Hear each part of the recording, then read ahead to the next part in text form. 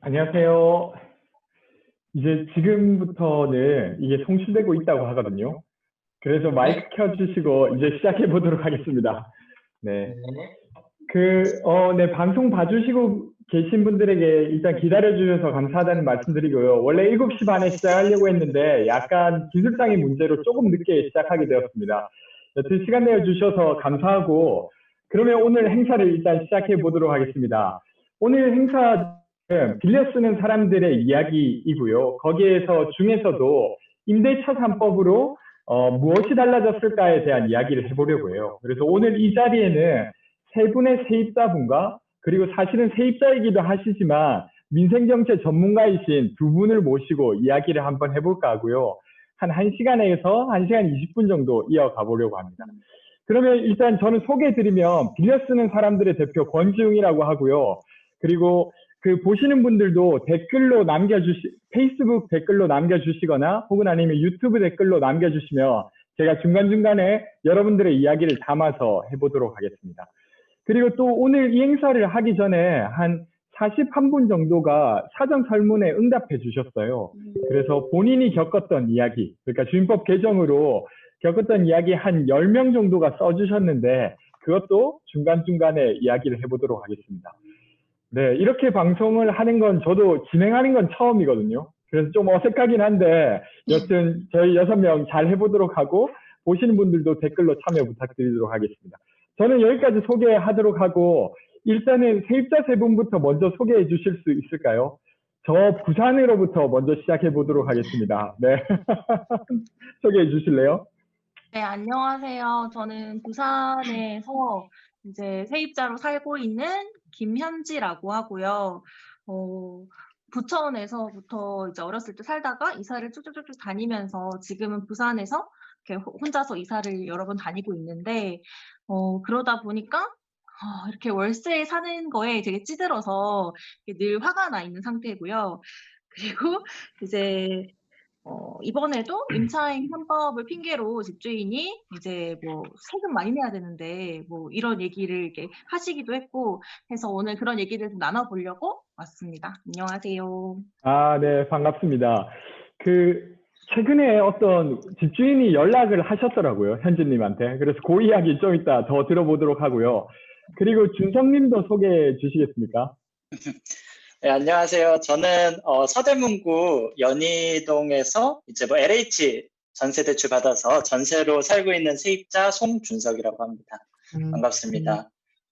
네, 반갑습니다. 그리고 공인중개사로도 일하고 계셔가지고 요즘 마포의 동향을 좀 잘 아세요. 그래서 그 이야기도 또 이어서 들어보도록 하겠습니다.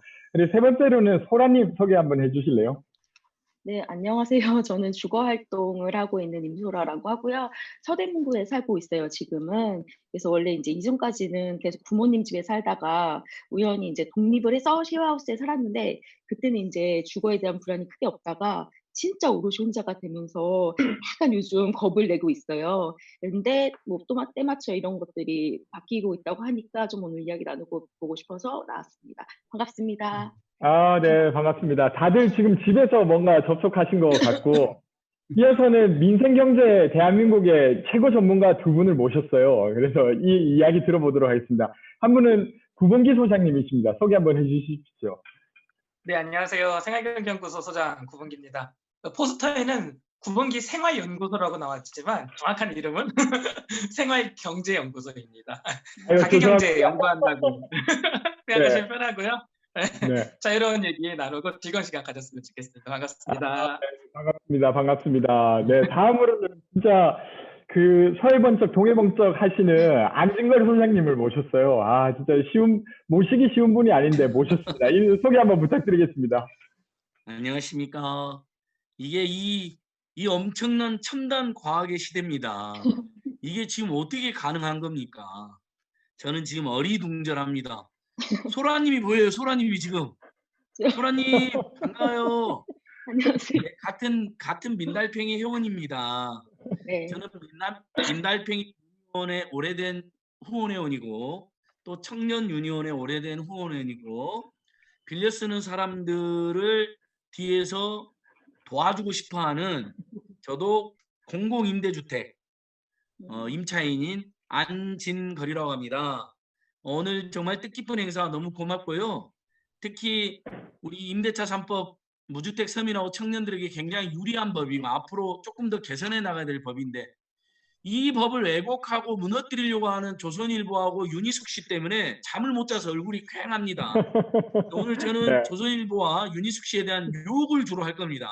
네. 너그러이 고맙겠습니다. 심한 욕은 안 합니다. 걱정하지 마시고요. 네. 반갑습니다. 아이고, 고맙습니다. 반갑습니다. 네. 그러면 이렇게 일단은 그 소개를 잠깐 나눴고요. 그럼 본격적으로 이야기 한번 해보도록 하겠습니다.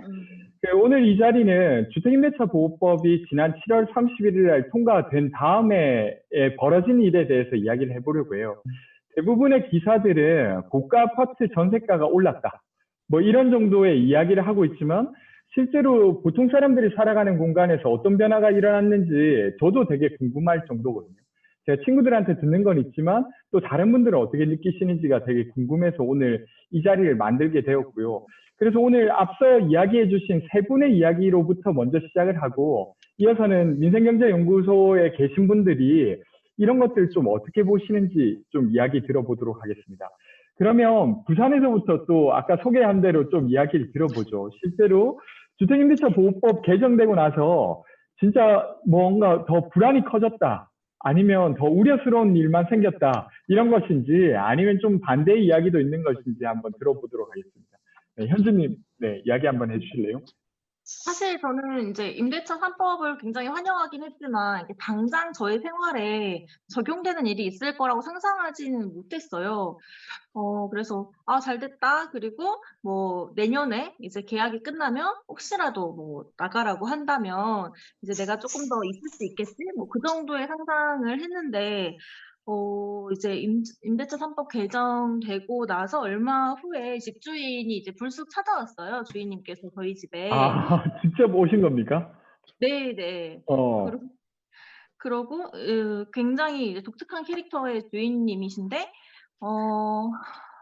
오셔가지고 이번에 제가 잘 모르는 줄 알고 이제 이번에 뭐 주택법이 개정돼서 세금이 좀 늘어난다.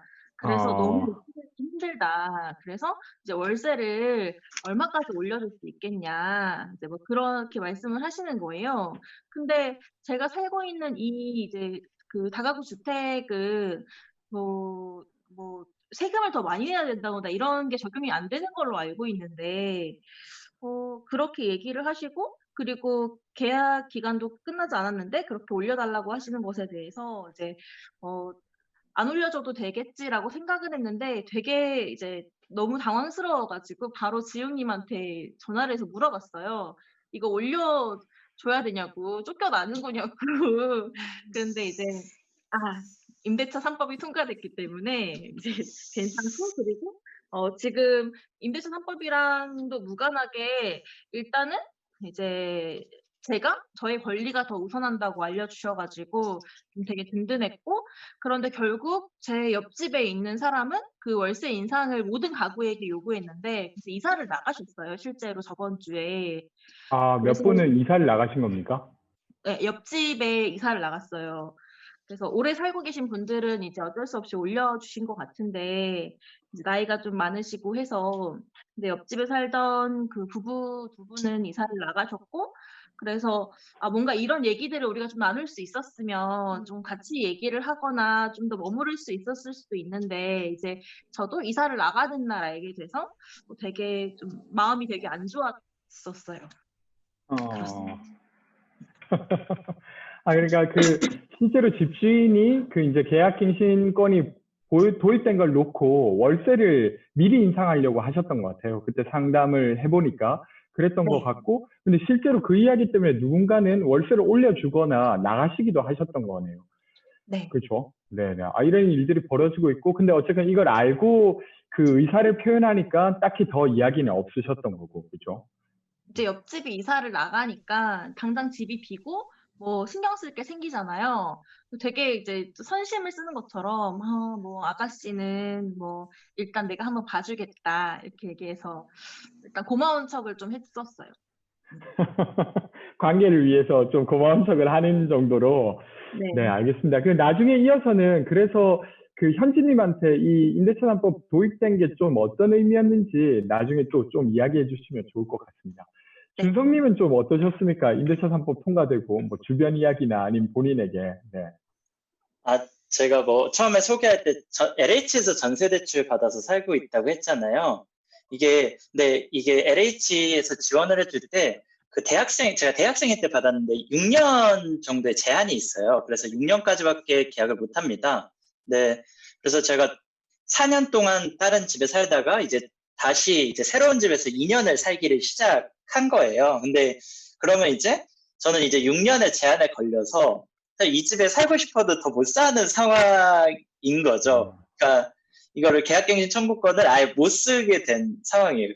이거는 근데 사실 이거 대출을 받은 거니까 뭐 여러 가지 문제들이 있지만 사실 이런 상황에 대해서 뭐 어떻게 좀 할 수 있다 이런 것들도 좀 세세하게 좀 만들어졌으면 좋겠다라는 생각들이 좀 많이 드는 것 같아요. 뭐 임대차 3법 바뀐 것도 굉장히 중요한 문제, 첫걸음이라고 생각하긴 하는데 사실 이렇게 보면은 너무 많은 해석들도 있고 분쟁도 계속 발생하는 것 같은데 좀 세세하게 좀 만들어질 필요가 있겠다라는 생각이 들었고 제가 여기 마포구랑 서대문구에서 공인중개사 일을 좀 하고 있어요.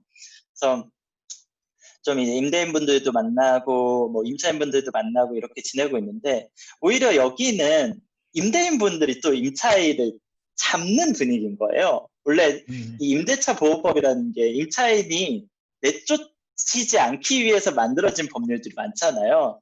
근데 뭐 가령 묵시적 갱신을 임대인들이 활용하고 있는 거예요. 너 1개월 남을 때까지 갱신 나간다는 얘기 안 하면 자동으로 2년 계약이야. 그러니까 우리랑 4년 살아야 돼. 뭐 이런 식으로 분위기가 되니까 여기 지역에서 뭐 계약갱신 청구권이라든지 뭐 상한제 이런 거에 대한 막 분쟁들이 그렇게 크게 번지진 또 않고 있어요. 그러니까 보니까 오히려 좀 더 임대인들한테도 내가 마음에 드는 세입자와 좀 오래 살 수 있도록 어떤 계약 자체의 안정성을 좀 보장한 법안들이 아닌가라는 생각도 좀 많이 들더라고요.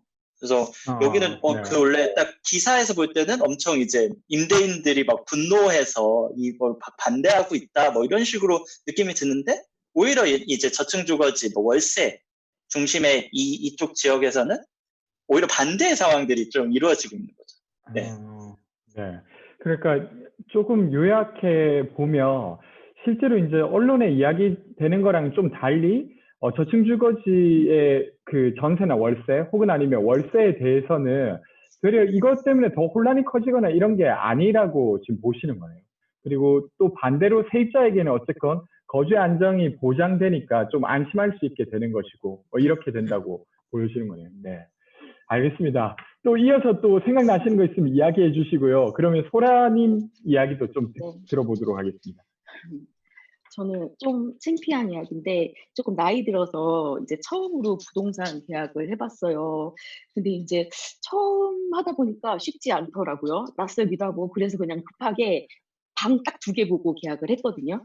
근데 제가 주거 관련 활동을 하다 보니까 등록임대주택이라고 알고 있었는데 계약할 때 사실 그런 안내는 해주시지 않더라고요. 근데 어렴풋이 짐작만 하고 있었죠. 나중에 혹시라도 내가 또 이렇게 빠르게 집을 찾지 않아서 집을 다시 살게 되면 등록임대주택이라는 카드를 내밀어 볼까라고 생각을 했는데 사실 그거는 생각만이지 막상 이거를 내가 정말 꺼내서 이 패를 쓸 거다라고 했을 때 진짜 어려운 일일 것 같아가지고 그냥 나갈 수도 있겠다 이러고 있었는데 이번에 임대차 3법이 제정되면서는 내가 부동산 아저씨한테 가서 이걸 들이대면서 이야기해볼 수 있을 것 같은데 이런 생각도 들고 조금 주변에도 이야기해봤더니 제 친구들은 결혼을 해서 아기들이 있는 친구들이 많아요.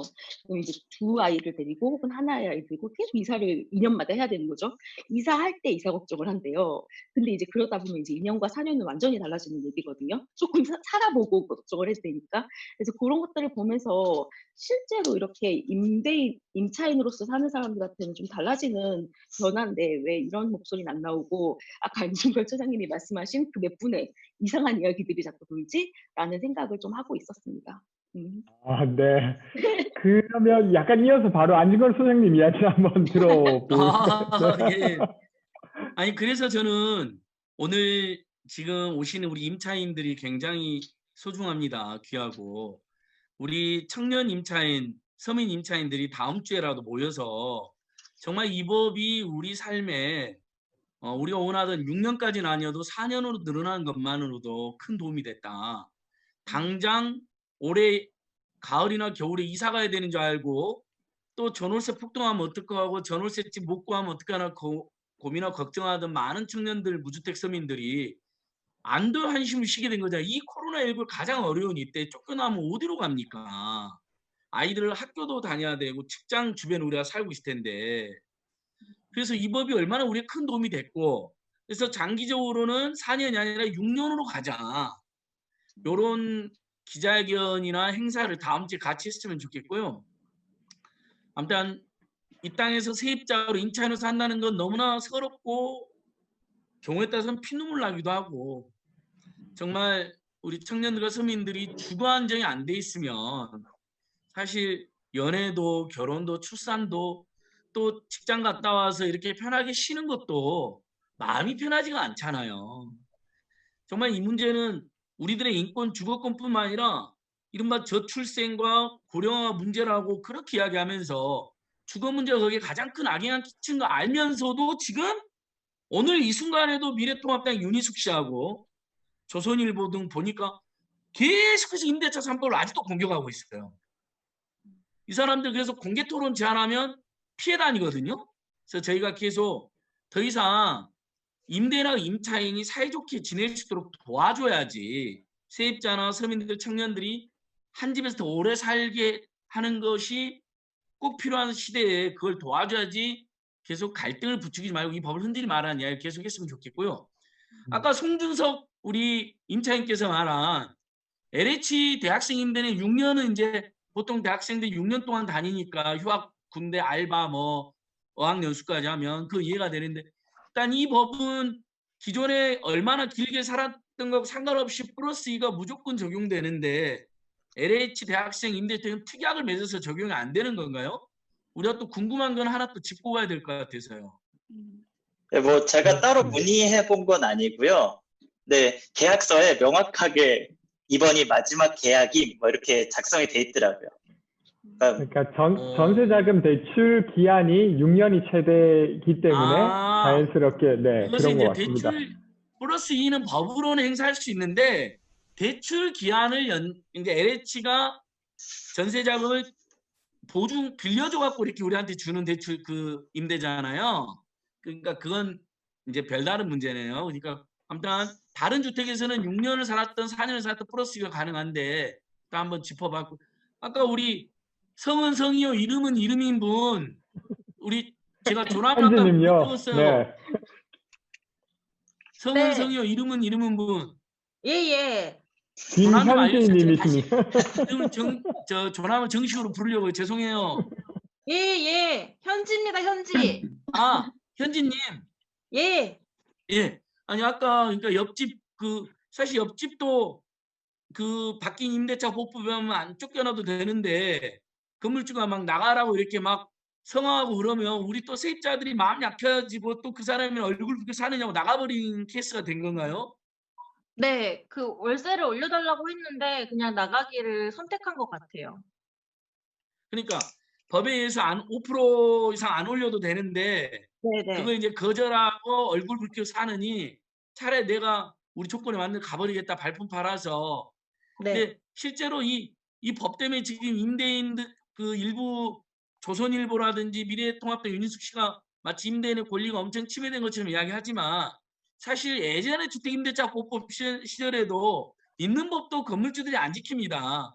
세입자들이 근데 그거 알면서도 얼굴 붉히기 싫고 쫓겨나기 싫고 또 굉장히 찝찝하게 그런 관계 맺기 싫으니까 그냥 당하고 살아왔거든요.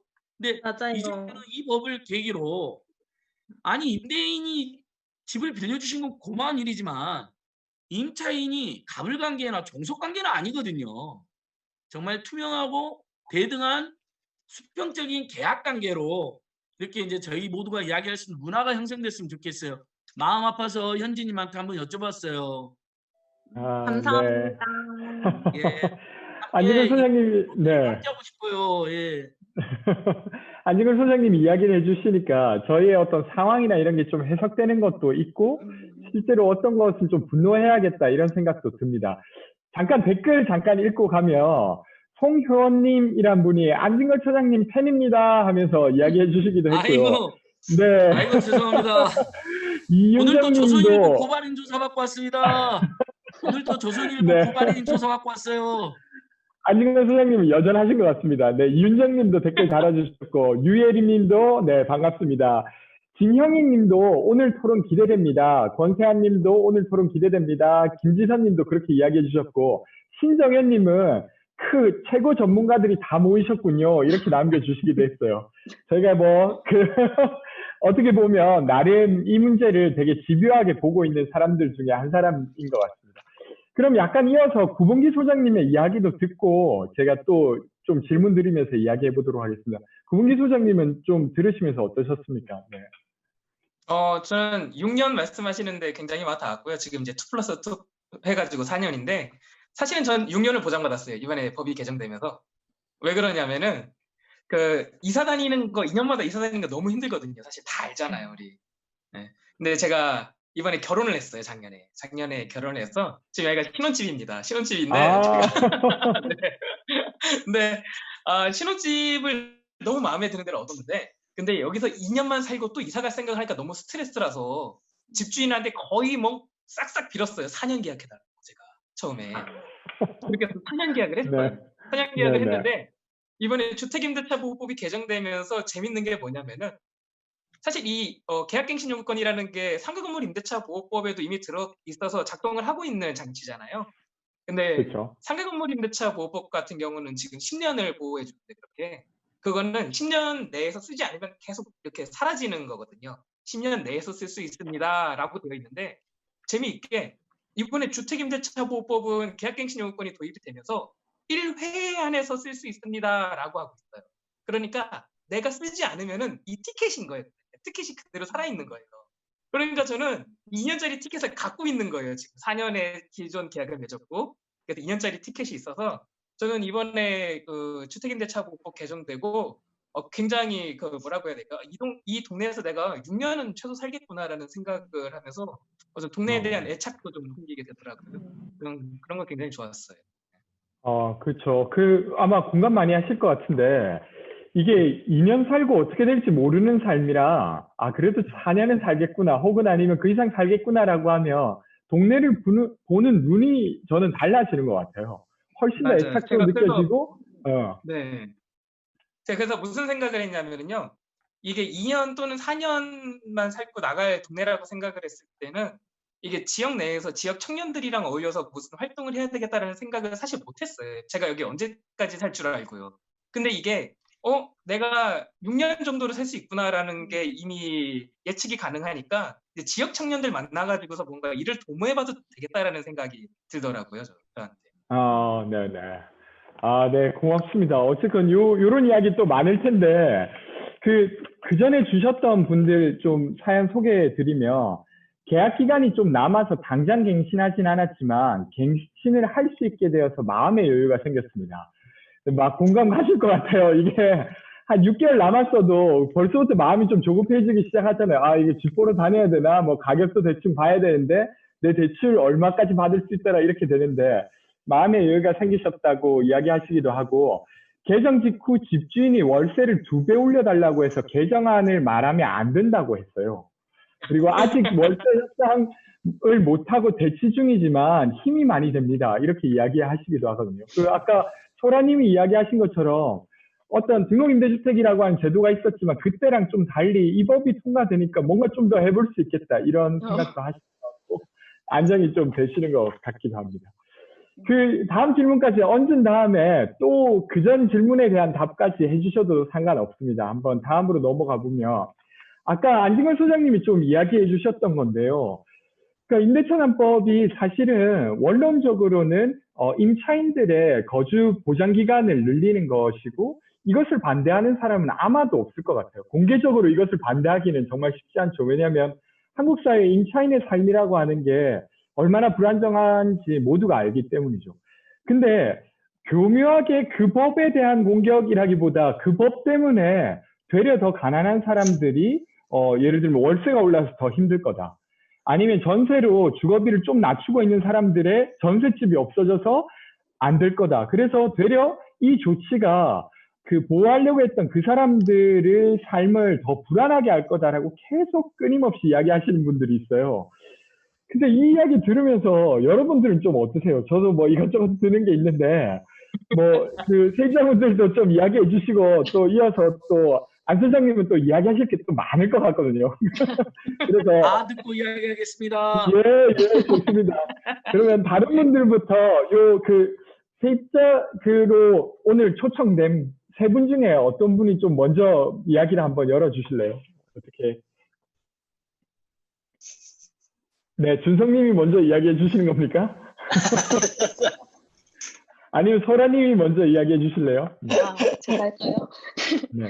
저는 솔직히 말씀드리면 전세가 월세가 그냥 늘 올랐잖아요. 뭐 색다른 게 아니라. 근데 그게 저는 5%에 그래서 의미가 있지 않나라고 이제 개인적으로 생각이 드는데 이전까지는 기준 없이 올랐던 것 같아요. 저도 이제 옛날을 생각해 보면 부모님이 이제 그 재계약 날 이제 돌아오면 집주인이 얼마 올려달라야 될까 이런 막연한 걱정을 하시는 거 모습이 떠오르는데 그랬던 것 같아요. 저도 지금 여기 와서 살면서 다시 살아볼까 이랬을 때 근데 집주인이 갑자기 1,000만 원 올려달라면 어떡하지? 막 이런 고민했거든요. 근데 5%라고 막상 이게 딱 나오다 보니까 5% 정도 요만큼이면 준비하면 되겠구나. 그럼 좀 약간 대비도 해놓고 이런 것들이 있어서 저는 그 막연하게 뭐 전세가 있니 없어지니 이런 문제가 아니라 내가 얼마나 예측할 수 있는 삶을 살 수 있을까 이런 것들이 조금 중요해지는 것 같습니다. 그러니까 이게 뭐 신규 주택에 관해서는 이 법을 통해서 뭐 안정화된 건 아니지만 최소한 한번 계약을 한 집 같은 경우 예측 가능성이 높아졌다는 점에서 충분히 의미한 것 같다 이런 거고. 네네. 준성님은 좀 어떠세요? 아까 그런 우려? 네. 좀 뭐 이렇게 간단하게 든 생각인데 집주인이면 귀찮아야 되는 것 같아요. 그러니까 그래서 오히려 집주인을 그러니까 세입자로 사는 게 훨씬 더 마음 편하게 살 수 있는 조건이 되어야 되는 거지. 자꾸 우리가 모두 집을 사야 된다는 전제에 있으니까 아까 질문해 주셨던 그런 이야기들이 계속 나오는 것 같거든요. 그러니까 뭐 내가 집을 사기 점점 더 어려워진다. 전세가 뭐 올라간다. 뭐 이런 식으로 나오는데 저는 이 고리들을 좀 끊어서 진짜 집주인 하려면 막 세무조사도 많이 받고 막 진짜 귀찮은 절차도 많이 거치고 이런 식으로 좀 돼야 된다라고 생각을 좀 했어요. 그래서 좀 아예 모두가 우리가 그냥 세입자로 평생을 살 수 있는 삶을 좀 열어주는 게 더 중요한 게 아닌가. 그러니까 그게 자꾸 혼란이 되니까 그런 식으로 저기까지 싸잡혀가지고 이야기가 좀 되는 게 아닐까라는 생각이 좀 들었어요. 그러면 아까 그 우려 있지 않습니까? 이게 도입되고 나니까 집주인이 4년 동안 못 올릴 거니까 이번에 왕창 올리고 있다라는 어떤 이게 사실로 확인되지 않는 우려? 아니면 전셋집이 다 없어질 것이다 라고 하는 이런 것에 대해서는 좀 어떤 생각이 드세요? 사실 저도 제가 경험한 것만 좀 말씀을 드리지만 사실 실제로 지금 코로나도 그렇고 이제 세입자분들이 많이 줄었어요. 지금 이 서울 지역에. 그러다 보니까 지금 제가 목격하고 있는 건 월세가 올라가기보다 진짜 줄고 있거든요. 월세 가격이 떨어지고 있고 가격이 가격이 진짜 떨어지고 있고 전세가도 계속 내리는 사람들도 있고 조건도 굉장히 완화해서 세입자분들 빨리 들여오게 하려고 하는 집주인들 노력이 지금 요즘 엄청 많으세요. 그래서 그런 거 보면서 사실 좀 그런 우려들이랑 좀 정반대 상황들을 저는 실제로 보고 있는 것 같아요. 그러니까 지금 준성님이 계신 마포구랑 서대문구에 있는 아파트는 아니지만 다른 매물 같은 경우는 되려 이걸 낮춰서 세입자를 구하려고 하는 노력이 더 강한데 갑자기 주임법 때문에 이게 다 올랐다고? 아니면 그 저층 주거지의 가격들이 올라서 세입자들이 힘들다고 하는 게 잘 납득은 안 된다 이렇게. 네. 네, 모르겠습니다. 현진님은 좀 어떠세요? 부산 이야기라고 해야 될까요? 아니면 현진님 주변의 이야기? 네. 일단 저는 그 단위가 너무 낮으니까 그 보증금이나 이런 게 제가 뭐 고가의 그런 집에 살지 않으니까 사실 체감되는 게 막 크게 이렇진 않아요. 일단 뭐 제 옆집 이사 가서 좀 쓸쓸하긴 하지만 그러니까 뭐라고 해야 되지? 이렇게 말해도 되는지 모르겠지만 인생이 막 원래 조금 불행할 수 있는데 그 조금 더 불행해진다고 갑자기 막 죽거나 망하지 않잖아요. 그 서서히 망해가는 거? 이게 아닌가? 어쨌든 네, 저는 그런 생각이 들어서 그래서 좀 한시적으로 이렇게 물량이 안 나온다거나 뭐 전세가 진짜로 조금 줄거나 이럴 수는 있겠지만 그게 정말 집을 구할 수 없을 만큼의 그런 이슈로 저 생활에 다가오진 않고 그리고 주변 친구들이나 이제 같이 활동하는 사람들하고 얘기를 해봤을 때에도 그런 부분은 아니었어요. 실제로 이 시즌에 이사를 가는 분들도 있었고 그래서 오히려 그런 우려들이나 흉흉함을 타고 좀 나쁜 시도들이 이루어지는 건 아닐까? 뭐 잘 모르니까 미리 올려놔야지 하는 그런 이렇게 작은 것들? 그러니까 또 저는 제가 살고 있는 집이 되게 이게 싸거나 작은 집들이다 보니까 집주인들도 불안정한 사람들이 많아서 오히려 그런 불안함들을 이런 되게 소시민? 집주인이라고 할지라도 되게 작은 사람들이 오히려 그런 걸 더 많이 느끼게 되는 건 아닌가 하는 생각도 좀 들더라고요. 그러니까 실제로 언론에서 그런 우려는 있지만 현진님 주변에서 막 매물이 없어서 전세 매물이 없어서 아니면 주택 가격을 너무 높여서 못 들어간다 이런 걸 듣진 못했던 거네요. 네, 전혀. 저도 사실은 요번에 그 집 나간다고 계약 기간 중에 좀 나가야 될 일이 있어서 이 집을 다른 세입자를 먼저 구하겠다고 집주인한테 양해를 구했어요. 그러니까 다른 세입자 구하고 나가라고 하면서 제가 물어봤죠. 주민법 개정되고 하니까 원래 가격대로 제가 다른 세입자 구해도 될까요? 이렇게 물어봤더니 아무렇지도 않게 그냥 그렇게 하라고 하시더라고요. 그러니까 일단 하여튼 유일하긴 했습니다. 그래서 실제로 어떤 것이 진짜 이 세상의 진실일까 이런 건 좀 궁금해지긴 하는데 이어서는 네 구봉기 소장님 좀 어떠십니까? 네. 네, 전 굉장히 얘기 잘 들었는데요. 이 단어가 굉장히 좋았던 것 같아요. 우리 진행자님이 우려라는 말을 하셨는데 지금 말 그대로 우려의 홍수잖아요. 지금. 네. 전 차라리 잘 됐다고 봐요. 왜냐하면 법은 어차피 통과됐고요. 이제 시행 과정에서 데이터들이 나올 거예요. 결국 그 우려가 진짜인지 아닌지는 시간이 지나면 밝혀질 건데 지금 시행되고 잠깐의 이 과정에서 결론부터 말씀드리면은 어떤 우려에 대한 것, 전세가 폭등 같은 것들, 그러니까 임대차 3법으로 인해서 그 인과관계로서 뭐 전세가가 폭등한다 이런 유의미한 데이터는 지금 확인이 안 되고 있어요. 그래서 저는 차라리 나중에 시간이 지나고 나서 실제로 데이터가 나오면은 이제 그때 아마 이런 작업을 해도 재밌을 것 같아요. 주장을 했었던 우려를 제기했던 전문가들의 그때 지금의 주장과 나중에 주장을 마주놓고 나서 당신들 우려 다 틀렸다라는 거를 증명하는 작업도 재밌을 것 같고요. 그리고 재밌는 거는 이게 월세 세입자들의 어떤 마음을 흔들진 않아요. 이 사람들. 왜 그러냐면은 임대료를 규제한다는 내용을 월세 세입자들이 받으면 다 좋아할 거니까. 근데 이 주택임대차보호법 개정에 대해서 반대를 하시는 분들이 건드리는 그러니까 사실은 수혜자면서 그 사람들이 잘못 알고 있게 호도하는 그룹이 전세 세입자들이거든요. 전세 세입자. 근데 두 가지로 크게 건들더라고요. 보면은. 전세가가 오를 것이다 라는 것과 그다음 전세 매물 사라질 것이다. 근데 첫 번째는 제가 말씀을 드린 것 같아요. 전세가가 오른다는 얘기는 그거는 데이터로서는 유의미한 게 밝혀진 게 없다. 근데 그건 있을 거예요. 다 통계적으로는 그렇지만 개별 사례로는 크게 오른 것도 분명히 존재할 거예요. 왜 그러냐면은 서울 일부 지역 아파트 같은 경우는 그간 아파트 값이 급등을 했거든요. 근데 이거는요, 그 지역의 전세가가 오르는 거는요, 당연한 보세요. 이게 그러니까 이런 기사는 정보값이 하나도 없어요, 사실. 문재인 정부 아파트값 올리더니 결국 아파트 전세값까지 폭등 이런 기사는요, 우리가 봤을 땐 하는데 사실은 정보값이 제로예요. 왜 그러냐면은 우리 다 알 거예요. 전세에 들어갈 때 매매가를 넘는 전세가는 있을 수가 없어요. 그걸 우리가 깡통주택이라고 하고 절대 안 들어가죠, 거기. 공인중개사 우리 송준성 님도 계시는데 그런 물건 절대 중개 안 하시잖아요. 그렇죠. 따라서 전세가는 매매가를 넘을 수 없는데 그간 매매가가 너무 올랐기 때문에 그거를 추종하면서 전세가가 오른 현상일 뿐이지 이게 주택임대차보호법 개정에 따른 현상은 아니다라는 거는 확실하게 이해하셨으면 좋겠고요. 두 번째는 사실 전 이게 제일 어이가 없어요.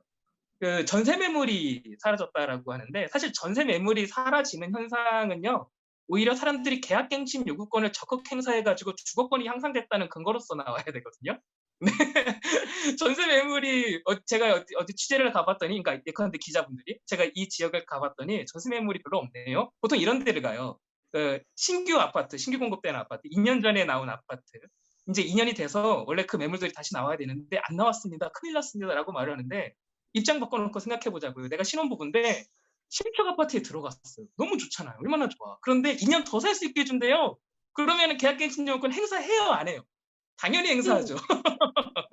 네, 그래서 안 나오는 것들이 있는데 그런 기사들을 너무 일부 사례를 가지고 한다. 네, 여기서 뭐 드릴 말씀이 더 있지만 너무 제 말이 길어져서 여기까지만 하겠습니다. 네, 좋습니다. 좀 이따 또 한번 요약해 보도록 하고, 안 소장님도 어떠셨습니까? 이야기 들으시면서는. 예, 그 다들 세입자로 이제 처음에 이제 느낌, 그 다음에 실제로 겪게 되는 이 법에 대한 어떤 공격과 의미에 대해서도 이야기해 주셨는데, 저도 이제 구봉기 소장님이랑 의견이 거의 똑같죠. 일단 그 박홍근 의원실에서 서울 지역을 조사해 보니까 8월 15일까지 전세가 월세로 다 가버릴 거라고 윤희숙 씨는 엄청나게 겁을 주고 뻥을 쳤는데 실제로는 오히려 전세 비중이 늘었다는 거잖아요. 거래 비중에서는. 다만 전세 전체 매물은 줄어들었다라고 이야기를 해요. 박홍근 의원도. 왜냐하면 우리 구봉희 소장님 말이 너무 당연한 거죠. 원래 지금 다 쫓겨났거든요. 원래 들어가면 우리 지금 7월달, 8월달, 9월달 다 쫓겨나야 돼요. 그럼 그 쫓겨난 집은 다 전세 매물로 나오는 거죠. 근데 다행히 세입자들 지금 다 여기 계신 분들도 그렇고 저도 그렇고 살고 있잖아요. 우리가요. 이게 얼마나 다양한 일입니까? 이 법의 효과가 지금 드러난 겁니다. 여러분. 전세가 당연히 줄어들 수밖에 없는 거죠. 이 법의 효과입니다. 여러분 박수 한번 치자고요. 우리. 이 법의 효과예요. 지금 사는 사람들 제발 좀 쫓겨다니지 말라는 거잖아요. 그래야지 아이들 교육도 잘할 수 있고 연애도 조금 더 안정감을 쓸 수 있고 결혼도 혹시 계획해 볼 수도 있는 거고 나아가 출산도 원하지 않는 분은 어쩔 수 없죠. 원하는 분은 할 수도 있는 거고 주거가 안정이 되니까. 그리고 이제 사람들이 주거비 쫓겨나고 공인중개사비 써야 되고 이사비 써야 되고 집 알아다니고 이렇게 피곤하면 소비를 못하게 되잖아요. 소비력이 줄어들고 가춤소득이 줄어드는데 이제 이렇게 2년 최근에 계약하신 분은 최장 4년 구봉기 소장처럼 최근에 계약하고도 그걸 4년으로 계약하신 분은 최장 6년 비교적 최근에 이미 계약 기간이 최근에 끝나가는 사람은 최장 2년을 더 살게 되는 거니까 이 기간 동안은 아무래도 소비도 조금 더 하게 되는 거죠. 그래서 내수 경제가 활성화되는 건데 정말 저는 우리 모두가 너무 열받는 게 뭐 조선일보라든지 일부 경제신문에 가짜에 가까운 뉴스들이 기승을 부리게 된 계기를 만든 게 미래통합당 윤희숙 씨의 연설입니다. 그분은 얼마 전까지 집 두 채의 임대인이었고 다주택자였어요. 세종시에도 집이 있고 서울 성북구에도 집이 있어요. 국회의원 선거 때문에 서초구에 사실상 이장전입으로 무려 7억이 넘는 전세로 들어간 사람이 갑자기 국회 와가지고 나는 임차인이다라고 거짓말을 하면서 마치 임차인도 이 법이 문제가 있다는 것처럼 지적해버리니까 그게 대서특필이 되고 많은 임차인들까지도 헷갈리는 지경이 돼버린 겁니다. 근데 지금 임차인을 사는 모든 분들 100% 전수해보면 지금 쫓겨날래요? 2년 후에 쫓겨날래요? 4년 후에 쫓겨날래요? 그러면 모든 분들이 5% 안 올리고 2년에서 4년 더 살겠습니다. 답을 할 겁니다. 본인 이사 가야 될 사정이 있는 분들 말고는요. 그러니까 이거 얼마나 엄청난 혜택인데 그걸 싹 빼고 마치 4년에는 모두 월세로 전환돼 가지고 다 이제 월세 공포를 당할 것 같은 임차인이 마치 임대차 3법을 디스하는 것 같은 상황을 연출해 버린 거거든요. 그래서 저희들은 그 부분에 대해서는 저는 두고두고 우리가 항의해야 된다. 국민들과 특히 무주택 서민과 청년들에게 공포와 혼선을 일으킨 거에 대해서 저희는 강력히 규탄하고 항의해야 된다고 생각을 하고요. 그 다음에 두 번째로는 우리 그것도 한번 해보고 싶어요. 민달피 유니온이나 빌려 쓴 사람들, 구봉기 생활연구소장님 등등 해서 지금 언론에 보면 하루가 멀다 하고 뭐 전세가 시가 말랐다는 둥, 오히려 임대차 3법 세입자를 괴롭힌다는 둥 별별 이야기가 다 나오는데 우리가 매일 또는 뭐 여러 개 일주일에 한 번씩이라도 민원연하고도 협조를 해가지고 최악의 그러니까 투기꾼과 다주택자들과 사실 국민들 전체에 보면 임대인이 사실 극소수거든요. 임대인도 일단 여러분 다주택자 임대를 하면 다주택자여야 되는데 다주택자 비중이 국민 중에 3%밖에 안 되잖아요. 나머지는 대부분 일가구 1주택을 살고 계신 한 50% 분들은 어차피 임대는 안 하니까. 그래서 한 매일은 어려우면 일주일에 한 번씩이라도 그 주에 최악의 무주택 서민과 청년들을 피눈물 나게 하는 보도 이렇게 뽑아서 발표도 하고 반박도 하고 이런 거 해보면 좋을 것 같아요. 또 이야기 들으면서 계속 하겠습니다. 아, 네, 고맙습니다. 아, 이 순서가 이렇게 돌아가니까 그때그때 저희가 해야 할 일까지 이렇게 또 정리되는 것 같네요. 다음에 그 피눈물 나는 보도, 네. 중간에도 막 이야기 끼어들고 그러면 좋은데 제가 끼어들면 너무 이야기 길게 하니까 참고 있고요. 저는 네. 페이스북 생중계를 스마트폰을 보면서 댓글도 달고 있어요, 지금. 아이고, 네, 고맙습니다. 네. 아, 네.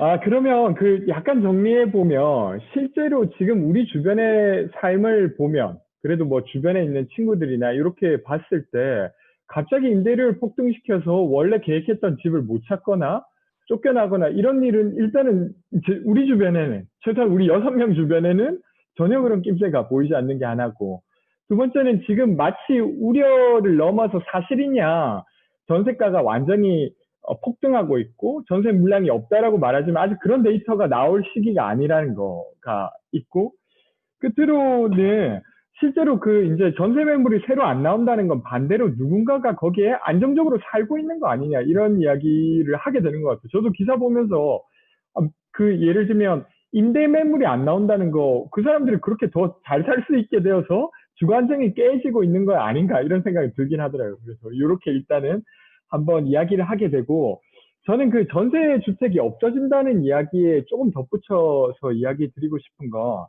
그러니까 전세 제도 같은 경우는 임대인 입장에서 사적 금융 제도거든요. 그러니까 금융기관에 돈을 빌리는 거 말고 세입자한테 돈을 빌릴 수 있는 제도인데 이걸 전세 주택을 다 월세로 돌리려고 하면 그 돈을 갚아야 돼요. 집주인 입장에서. 근데 그게 시중에 한 700조 정도가 전세 대출로 임대인이 받고 있다고 추정되는데 그 돈을 일시에 다 갚아야 그 주택을 모두 다 월세로 바꿀 수 있는 거죠. 그러니까 제가 계약했던 이 집도 월세로 바꾸면 더 수익이 좋을 텐데 바꾸지 않는 건 집주인한테 제 전세금이 필요하기 때문에 이걸 같은 가격으로 전세를 내놓거나 그런 게 아닌가 싶습니다. 그래서 이런 이야기들이 있는 것 같고 그 다음 주부터 그런 거 한번 하죠. 피눈물 나는 세입자들 피눈물 나게 한 보도 저희가 정해가지고 투표하고 선정하고 발표하고 이런 거 한번 해보도록 하겠습니다. 자, 그러면 이어서 약간 말미로 좀 넘어가면 마지막 질문의 꼭지는 이런 것인데요. 그러니까 이게 전체적으로 보면 사실 주거 안정에 대부분의 사람들이 동의하는데 여기에 대해서는 공격도 있고 여러 가지 평가가 있는 것 같아요. 근데 여기 계신 분들은 주택임대차보호법 개정된 것 그리고 임대차 3법이라고 할 때 전월세 신고제가 도입되어서 내년 6월부터 도입되게 될 것 이런 것들을 좀 어떻게 보시는지와 근데 저희가 법 한 번 바꾼다고 해서 완전히 다 모든 게 나아지는 건 아니잖아요. 그래서 아마 아쉬운 것도 있고 이런 것이 있을 텐데 본인들이 보시기에는 좀 이런 것들이 개선돼야 되지 않나 이런 것들을 좀 이야기 한번 나눠보고 싶습니다. 요거는 반대로 전문가분들 이야기를 좀 듣고 네, 세입자분들 이야기를 한번 들어보도록 하겠습니다. 구봉기 소장님부터 마이크를 드려도 될까요? 네, 저부터 말하겠습니다. 주택임대차 보호법 개정된 게 사실 굉장히 혁명적이라고 생각을 해요. 왜 그러냐면은 네, 예전에 지난 정부들의 부동산 대책 같은 경우는 이런 거였어요. 그냥 n분의 1로 집 모두 갖게 해드릴게요. 이런 식의 정책을 펼쳤는데 근데 현실적으로 생각을 해보자고요. 우리 국민 모두가 주택을 하나씩 소유하는 게 논리적으로 가능할까? 그런 생각하면 그건 아니거든요. 그래서 저는 한편으로 모두가 집을 가진 대한민국이 모두가 자가주택을 소유한 대한민국이 정의로운 대한민국이라고 생각하지 않아요. 분명 누군가는 태어나서 죽을 때까지 무주택자로 살고 가요. 그래서 제 주위에도 그런 분들이 계세요. 그러니까 정부가 이번에 한 조처는 뭐냐면 임대차 보호법을 개정했다는 거는 그쪽에 시선을 두기 시작했다는 거예요. 즉 누군가는 태어나서 죽을 때까지 무주택자로 살아가니까 그들 또한 국민이기 때문에 그들을 위한 주거 정책이 있어야 된다. 이것들에 대한 어떤 조그만 표현이라고 생각을 하고요. 전 여기서 핸들의 방향을 튼 정도로 틀었다고 생각을 해요. 여기서 더 나아가면 된다라고 생각을 하고 여기서 흥미로운 거는 이제 정부가 어느 방향들을 바라보고 있는지 정책들이 나오는 걸 보면은 정책이 보통 패키지로 나오잖아요. 그 패키지 안에 담긴 정책들을 보면은 다음으로 나아갈 방향에 대한 조약돌들을 이렇게 던져놓거든요. 이게 징검다리라고 한다면은 한번 지금 크게 틀었어요. 틀고 나서 조약돌을 던져놓은 게 있는데 그 하나가 전월세 신고죠. 네. 이게 왜 그러냐면은 아까 제가 사실은 전세 얘기를 조금 다시 드려야 될 것 같은데 임대차 3법 개정이랑 전세 물량이 사라진다는 그 현상 사이에는 논리적 인과관계가 없어요, 사실. 네. 왜냐하면 사람들이 집주인 입장에서는요, 전세를 드리는 이유가 사람들이 그 일종의 이런 거죠. 내가 10억짜리 집이 있는데 내가 8억 주고 우리 사이자님을 드리면은요, 그럼 전 거기에서 제가 제 명의로 집을 살고 있는데 거기 보일러 고장 나면 제 돈 들여서 하고 세금도 제 돈으로 내고 그러면서 저는 못 살아요. 이런 말도 안 되는 제도가 어디 있어요? 근데 이게 우리나라에서 유일하게 전세제도는 우리나라만 있거든요. 있을 수밖에 없는 이유가 제가 비록 10억이지만 지금 이 집이 내가 돈을 계속 쓰고 있지만 내가 안 살고 있지만 언젠가는 내가 이걸 20억에 팔 수 있을 거라는 생각이 있기 때문에. 그러니까 이 부동산 불패 신화가 깨지면 전세 제도가 사라져요. 그러니까 이 전세라는 대한민국에 있는 제도는 다시 말해서 그 계약갱신 요구권이나 임대차 3법들이랑 관련이 있는 게 아니고 집값이랑 사실은 논리적으로 훨씬 더 연관이 있어요. 따라서 이 임대차 3법과 전세 소멸을 엮는 거는 논리적으로 무리가 있다라고 말씀을 드리고 그리고 한편으로 진짜로 이 집값도 잡히고 만약에 우리가 바라는 듯이 집값도 잡히고 그리고 그 사람들의 주거권도 조금 더 임차인들의 주거권도 조금 더 챙기는 사회로 나아간다면은 필수 불가결적으로 임대차 시장에 대한 관리가 필요해요. 아까 우리 김현진 님이 말씀하셨는데 그 처음에 초두에 말씀하셨잖아요. 임대인이 임대를 올려달라고 했다고. 사실 이거는 사적 임대차 시장의 본질이에요. 이유는 사실 상관없어요. 그냥 최대 임대료를 받고 싶은 게 임대인들이거든요. 오늘은 날씨가 맑기 때문에 임대료를 좀 올려줬으면 좋겠어요. 이것도 이유가 되고 모든 게 이유가 되기 때문에 이거를 그냥 둘 수는 없어요. 이거를 건드려야 되는데 다시 돌아오자면은 이거를 관리를 하려면 측정이 되고 알고 있어야 되거든요. 네. 그래서 지금 전월세 신고제가 지금 이번에 시행되는 그것이 일종의 조약돌로 보이고요. 저는 사실 이제 유점부터 말씀드리면은 임대료를 관리하는 체제로 넘어가야 되지만 근데 이번에 임대차 3법이 통과되면서 충격이었던 건 뭐냐면은 우리가 임대차 시장을 관리한다는 것 자체에 굉장히 생소하게 느꼈구나. 임대인들이 이렇게 반발을 할 줄 저는 사실 몰랐어요. 몰랐고 보수 경제신문들이 이렇게까지 소위 말하는 백내시가 시작될 줄 몰랐거든요. 그러니까 우리 시민들 사이에서 임대차 시장을 좀 손봐야 됩니다라는 문제의식을 갖고 서로 수기를 하는 과정들이 먼저 선행되어야 된다. 그래서 저는 이런 토론들이 곳곳에서 이루어졌으면 좋겠어요. 말이 길었습니다. 고맙습니다. 일단은 전월세 상한제 그리고 계약갱신 청구권 도입 자체가 약간 혁명적인 시도이다. 이전에 한국의 주택 정책을 보면 그렇다는 거고, 이어서 이제 전월세 신고제라고 하는 게 아직 시작은 안 됐지만 분명히 임대 시장을 관리할 수 있는 되게 중요한 기제가 될 것 같다는 이야기라, 그리고 이걸 하면서 저희가 알게 된 것이 임대 시장을 이렇게 관리하는 것이 한국 사회에 되게 생소한 것이었구나, 이런 것을 좀 알게 된 거기도 하다. 그래서 또 반대로 말하면 그만큼 큰 토론이 필요하다고 이해해야 할 수도 있겠네요. 네, 고맙습니다. 네, 안 소장님도 이야기 좀 부탁드려도 될까요? 네. 예. 저는 어쨌든 31년 만에 이 법이 고쳐졌잖아요. 저는 역사는 문재인 정부에서 가장 잘한 일로 이게 평가받는다고 봅니다. 문재인 정부에 대해서 우리가 옹호할 것도 있지만 비판할 점도 굉장히 많고, 지금 당장 저는 전국민 재난지원금도 모두에게 주고 지자체가 어려운 분들에게 선별해서 추가로 주는 거로 합의를 했으면 좋겠는데 지금 그렇게 안 되고 있더라고요. 굉장히 아쉽습니다. 그런 점은. 근데 물론 이제 우리 방송 보는 분들도 의견이 조금 다를 수 있으니까 이제 이 정도 제 의견이 그렇다는 걸 말씀드리고, 다만 이 임대차 보호법 이렇게 통과시킬 거면 6년으로 통과시켜버리지 하는 의견 분들도 있었어요. 이왕할 거. 근데 2년 늘렸는데도 이렇게 난리인데 6년으로 했으면 더 날렸겠죠. 그래서 저도 처음에는 6년으로 하지 왜 4년으로 했나라고 원망도 많이 했는데, 세상 일이란 게 이렇게 이해관계가 복잡하고 혁명보다 개혁이 더 어려울 수 있겠구나라는 생각도 해봅니다. 그래서 왜 6년이 아니라 4년만 몇 개 안 되냐라고 이제 와서 원망하고 비난하는 것은 아무 의미가 없다고 봅니다. 2년 늘어난 것도 이렇게 난리를 당하고 있는데, 오히려 이 2년이 늘어난 것이 얼마나 서민 경제, 무주택 서민과 청년들 희망이 됐는지, 그래서 더 많은 청년과 서민들이 좀 더 주관적으로 삶의 희망을 갖게 되고 힘을 갖게 되고 주거비를 아낄 수 있는지를 우리는 보여주고, 그걸 바탕으로 플러스 1을 또 이후에 쟁취하는 거. 그래서 저는 이번 국회 안에 어쨌든 추가로 플러스 2는 어떤 식으로든지 집값도 잡고 전월세 값도 좀 잡아가는 와중에 플러스 2를 우리가 한 번 더 캠페인해야 된다고 생각했는데, 지금 당장은 이 플러스 2 된 제도가 사실상 우리 서민들에게, 무주택 청년들에게는 생명과 같은 제도이다. 최소한 이 살 수 있는 기간 동안에는.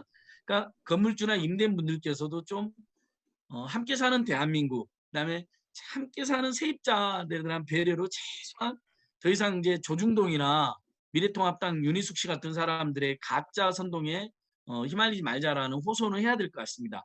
그다음에 저는 어쨌든 근데 전세 물량이 우리가 계속 사니까 옛날보다 이사철에 줄어들어 있는 건 사실이겠죠. 뭔가 집을 구하려고 하는 분들이. 근데 집을 구하려고 하는 분들이 엄청 늘어났다는 건 동의는 안 됩니다. 그렇죠? 왜냐하면 지금 살고 있는 사람들이 옛날에는 다 집을 구하러 다녔는데 지금은 안 구하러 다니니까 새롭게 집을 구하려고 하는 뭐 대학 졸업생들이나 고졸 독립하려고 하는 청년들하고, 그 다음에 원래 우리가 살다가 쫓겨나서 집 구하는 수요가 합쳐지는 거잖아요.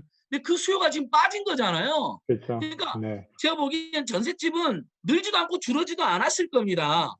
오히려 좀 이따 통계 나오겠지만 분양주택 지금 늘고 있고, 그거 여전히 전세급 끼고 살려고 하는 사람들 많고, 공공임대주택 계속 늘어나고 있잖아요. 서울 강동구만 가도 지금 공공임대주택 아직도 계속 짓고 있거든요.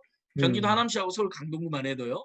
그러니까 좀 지나면 물량은 더 나오기 마련입니다. 뭐 분양도 일부 있고 임대도 일부 있고. 그러니까 어차피 미래통합당과 조중동의 거짓말은 곧 깨질 것이다 이렇게 보는데, 저는 그럼에도 불구하고 정부나 지자체가 끊임없이 어쨌든 불안해하는 사람들에게 끊임없이 대화하고 설명하고, 현재 지금 분양주택은 어디가 몇 호가 지어지고 있고, 임대주택은 현재 지금 곧 있으면 뭐 다음 달엔 몇천 호가 나오고 또 다음 달엔 몇천 호, 이런 것들 정말 쉽고 알기 편하게 우리 정부나 지자체 가지고 있는 모든 행정망으로 시민들, 특히 무주택 서민들 불안하지 않도록, 특히 전셋집을 찾고 있는 사람들 이렇게 정말 정보 제공에 더 힘써야 된다고 봅니다. 일종의 주택청, 우리가 주택청 이야기도 하잖아요. 주거 포탈, 서민 그렇죠. 주거 네. 포탈이나 주택청 같은 것도 이참에 부동산 감독기구도 필요하지만 더 근본적인 건 서민 주거 포탈, 국민 주거 포탈,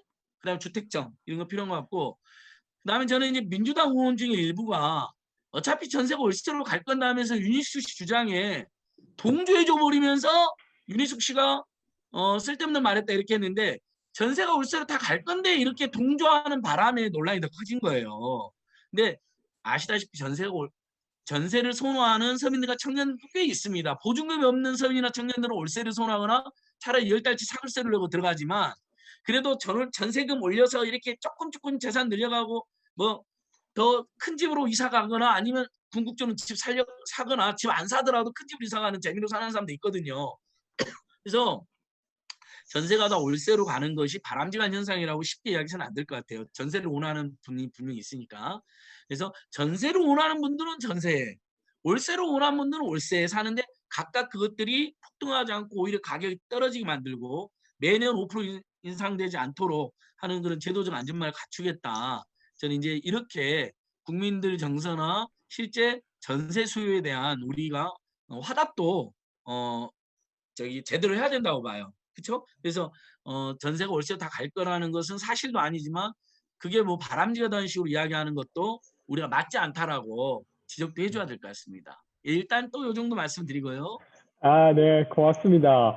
안 소장님 이야기 간단히만 요약해보면, 어쨌건 이 주택임대차보호법을 개정시킨 건 어쩌면 나중에 돌이켜보면 문재인 정부에서 가장 잘한 일일 수도 있을 것 같다. 그만큼 큰 일이라는 것이고, 근데 우선은 이 기간, 보장되는 기간을 더 늘리기 이전에 2년 늘린 걸로 실제로 사람들의 삶이 안정될 수 있도록 적극적 조치를 일단 취하는 것이 우선일 것 같다.